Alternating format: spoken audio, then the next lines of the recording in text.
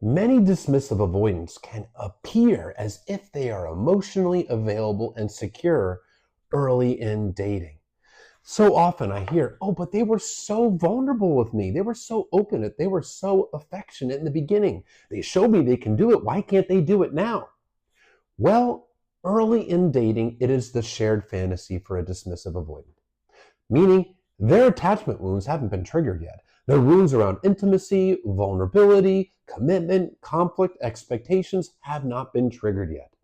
You're giving them all this attention. There's this connection. They're getting validation and dopamine, the reward hormone.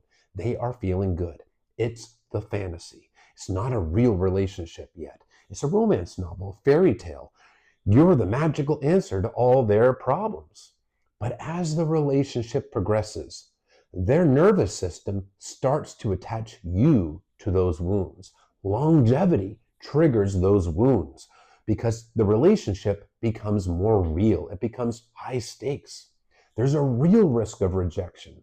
Emotional intimacy is actually building. They have to be vulnerable because you're vulnerable with them. There's expectations because there's always expectations in a relationship. Normal relationships have very basic expectations that are associated with them. There will be conflicts. Commitment does escalate. The normal progression of a relationship is very triggering to them. This is because they have deep wounds around that stem from consistent, profound emotional neglect.